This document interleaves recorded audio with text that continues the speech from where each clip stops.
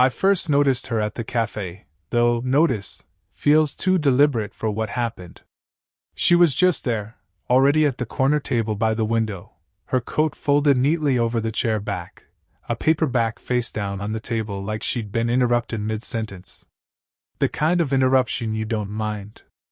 I came most mornings before work, partly for the coffee, mostly because it was somewhere to be.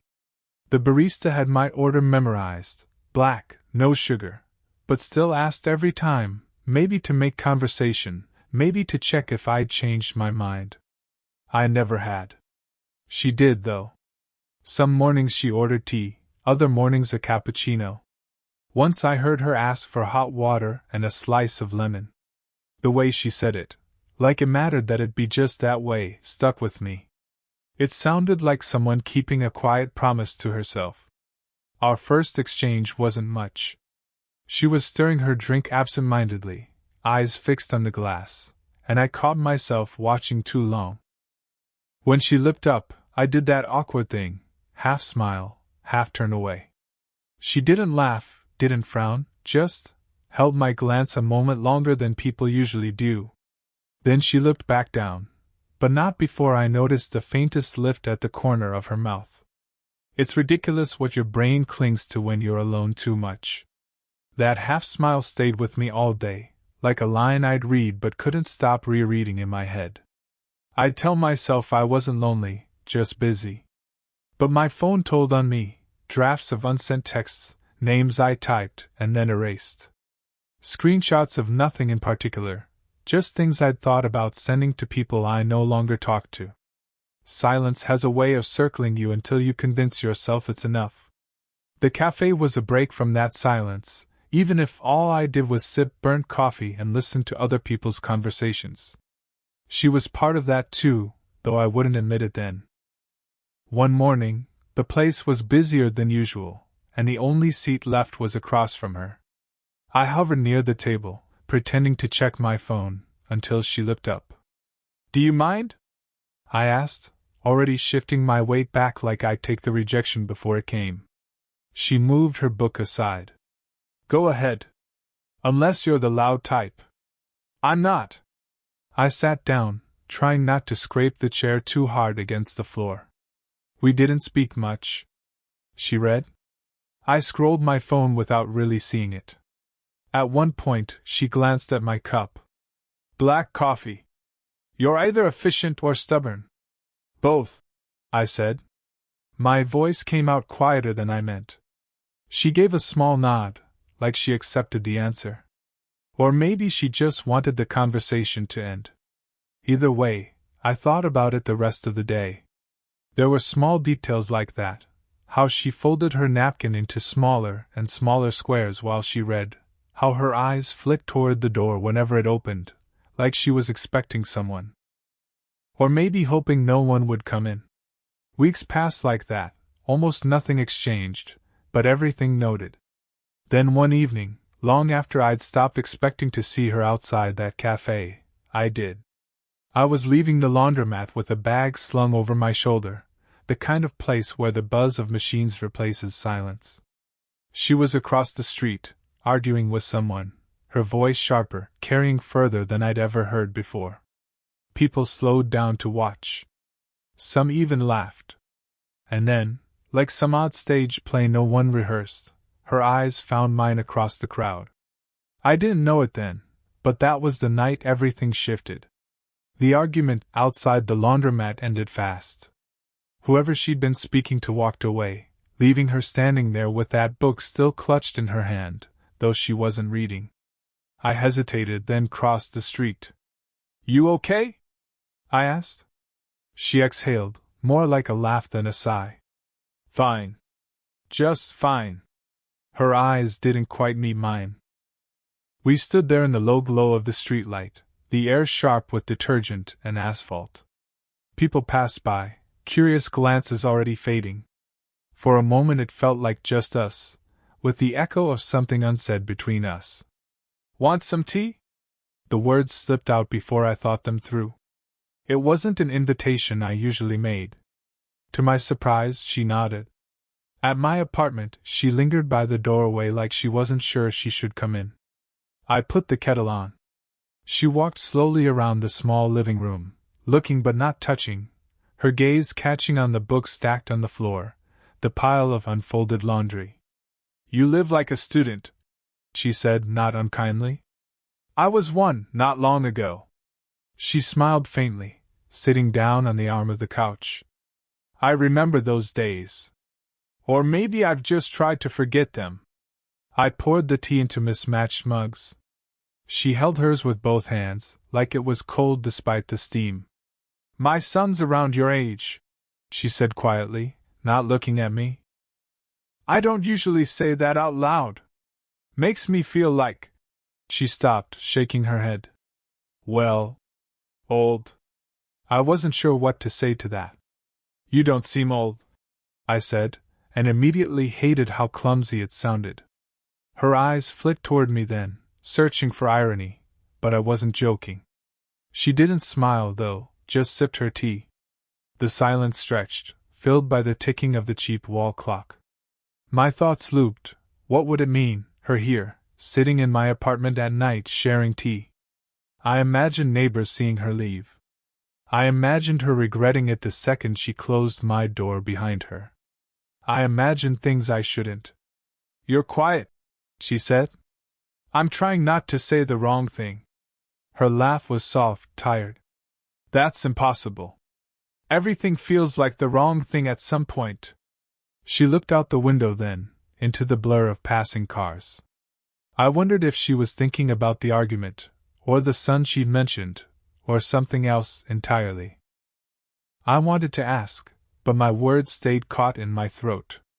Instead, I noticed her hand resting against the mug, her thumb tracing the rim absently.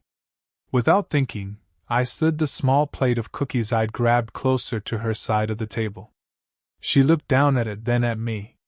Her fingers brushed mine as she reached for one, just the lightest touch, and it should have meant nothing. But it didn't. I didn't know why that moment stayed with me. Maybe because it felt like someone finally saw me. The next week, she wasn't at the cafe. Not once. I told myself it didn't matter, that she probably had errands, or maybe just preferred another spot. But I caught myself glancing at the corner table each morning anyway. The empty chair looked too deliberate, like she'd left it for someone who never came. When she finally showed again, I almost didn't recognize her. Hair pulled back, no makeup, a heavier coat. She looked tired. Or maybe I was just noticing more. "Long time," I said when I passed her table. Her eyes flicked up, then back down to her cup. Been busy." I wanted to sit. To ask her about the argument I'd seen, the late-night tea, the son she'd mentioned. But there was another presence this time, a woman about her age, laughing too loudly, tapping her phone between sips. A friend. The kind who noticed things. "You know him?" the friend asked, looking straight at me. She hesitated. Just a fraction too long. "He's a tenant. Upstairs." Tenant. The word landed heavy. Correct, factual. And still it scraped something raw. I nodded, mumbled something about needing to get to work, and left before either of them could say more. Later that evening, I was carrying groceries up the stairs when I found her at my door. She had a small box in her arms, something she said she'd been meaning to return. "Didn't mean to intrude," she said quickly. "You're not." We stood in the narrow hallway, my hands full of paper bags, hers clutching that box too tightly. Too close, too aware of how easy it would be for someone to come up the stairs and see us like that. She set the box down, brushing her hair back. "I shouldn't have said tenant. I didn't." She stopped herself. "It was easier." "Easier than what?" She shook her head. "Never mind." I let the silence sit. The hum of the light above us, the rustle of grocery bags shifting in my arms. My chest tight, words running loops I couldn't say. Finally, she reached over, steadying one of the bags before it slipped. Her fingers lingered a second too long against mine. That was all. But it was enough to pull every thought into sharp focus. I should have stepped back. Should have thanked her, unlocked the door, gone inside. Instead, I stayed there, watching it happen on a Tuesday evening, after the rain. The streets were still damp, and the air smelled faintly of wet leaves. I was heading home from work when I saw her sitting on the bench outside the small grocery store, a paper bag at her feet, her umbrella closed but dripping by her side. She looked up when I approached, almost startled. "Waiting for the bus," she said, though there hadn't been one down this road in years. I sat anyway. The bench was narrow, and our shoulders nearly touched. Neither of us spoke at first. Just the sound of tires hissing through shallow puddles. Finally, she broke the silence. "My son called today." A pause. "He asked if I was lonely?" I turned, studying the way her fingers tightened around the umbrella handle. "What did you say?" "That I wasn't." She gave a small laugh, brittle at the edges. "But the thing is, I think I lied. And I hate lying to him." Her voice was low, flat. It felt like she wasn't telling me so much as telling herself. I didn't know what to do with my hands. I rested them on my knees, then folded them together, then unfolded again. Words circled but refused to land. "You shouldn't be telling me this," she said suddenly, softer now. "You're too young to be sitting here listening to a woman twice your age talk about regrets." "That's not true," I said, quicker than I meant. "I mean, I don't mind. My throat tightened. "I notice things about you. More than I should." Her head turned slowly. Her eyes searched mine, not harsh, not soft either, just searching. "That night, when you brought me tea," she said, "I almost stayed longer. I almost told you things I haven't told anyone. And then I thought, what am I doing? What would people say? What would it mean for you?" Her words were careful, but her hand trembled slightly against her lap. I wanted to cover it with mine. I didn't. "I don't care what people say," I murmured. It came out before I could stop it. The air between us thickened. The drizzle had started again, soft patter on the bench's metal frame, but neither of us moved. Her gaze dipped to my mouth for just a second, then back to my eyes. I felt it then, the edge of something irreversible. One small movement, and everything would change. She swallowed, turning her face away. "You don't know what you're saying." "Maybe I don't," I admitted. My voice shook. "But I know how I feel when you look at me." Silence again. Long, unbearable. A car passed, its headlights briefly illuminating her profile, the tension in her jaw, the way she bit her lip as if holding back a truth of her own. Her umbrella slid from her hand, clattering softly to the ground. She didn't pick it up. And I didn't know if I should. The next morning, she wasn't at the cafe. And the morning after that, still nothing. At first, I told myself it was coincidence.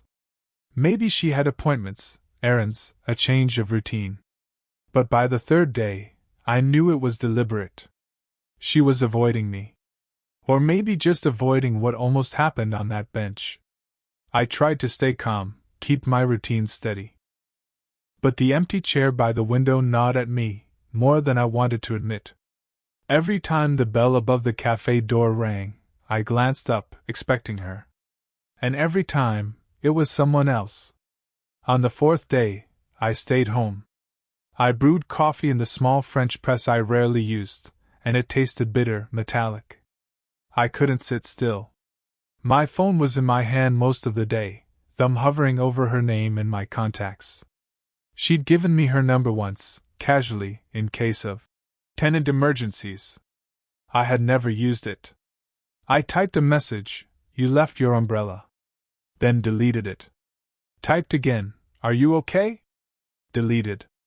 By the time evening came, I was left with a screen full of drafts and nothing sent.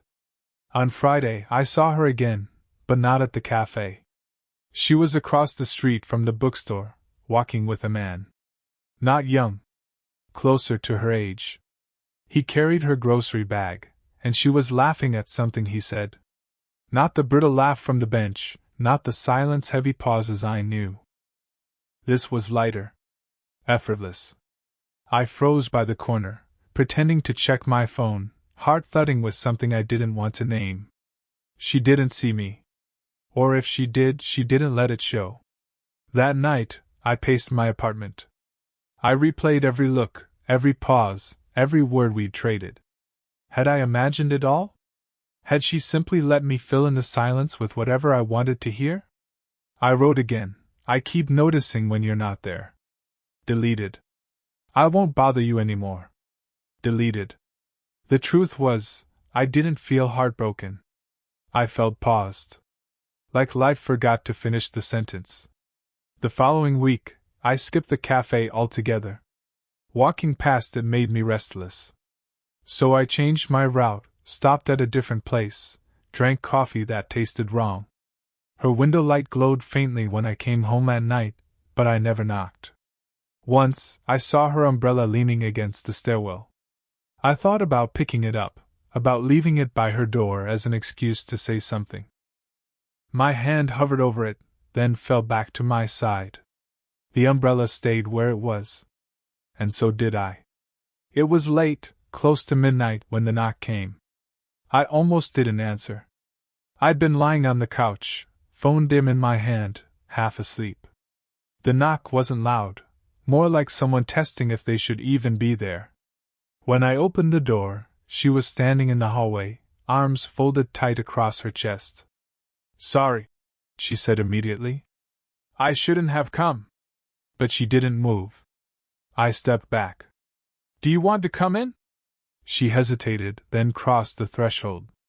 My apartment was the same mess it always was, unfolded laundry, dishes in the sink, but she didn't look around this time. She stayed by the door. I saw you, I said quietly. With him. Her mouth tightened. An old friend. Nothing more. A pause. But I knew it would complicate things if you saw. Complicate. The word felt too neat for the tangle in my chest. You've been avoiding me, I said. Her silence answered for her. She stared at the floor, the lines in her face sharper in the weak light. Finally, she let out a breath.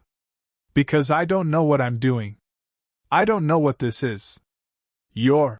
She stopped, shaking her head. Too young. My son's age.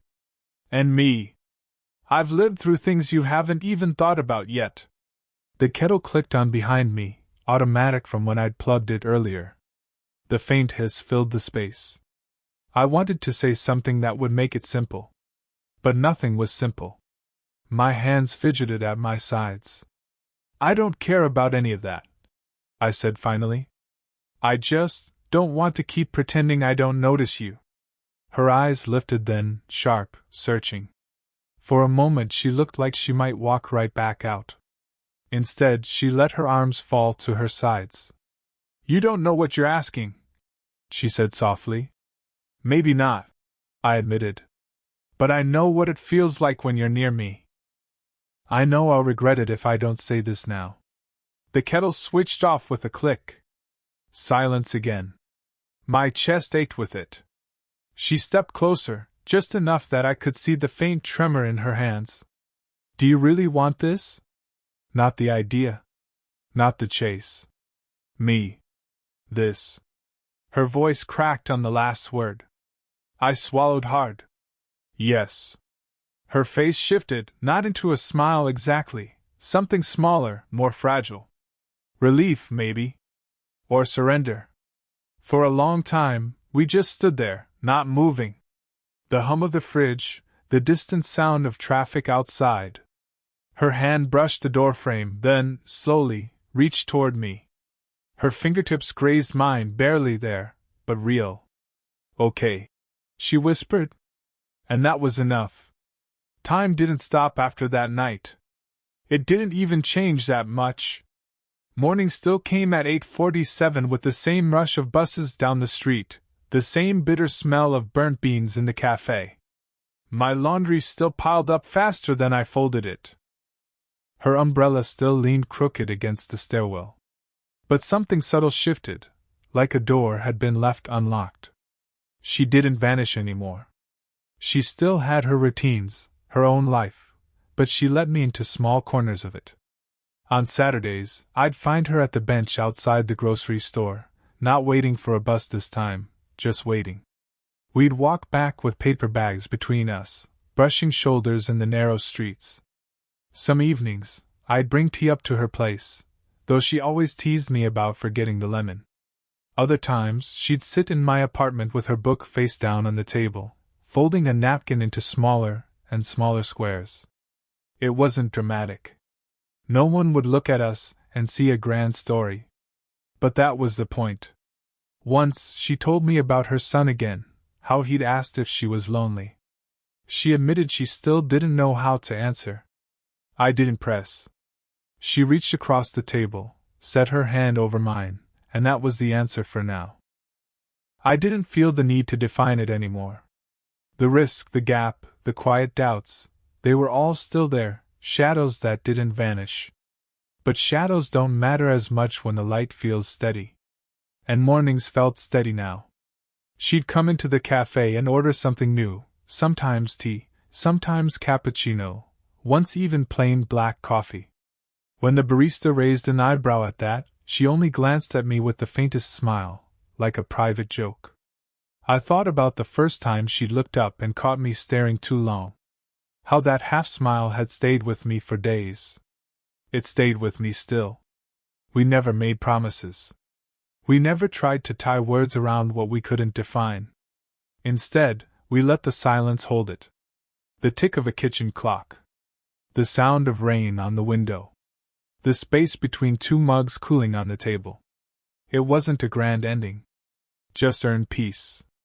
The kind where someone finally sees you, not perfectly, but enough. That morning, as we left the cafe together, she slowed by the door, her hand brushing against mine. "Coffee's better when it's not just black," she said quietly. I didn't answer. Just smiled, because we both knew what she meant.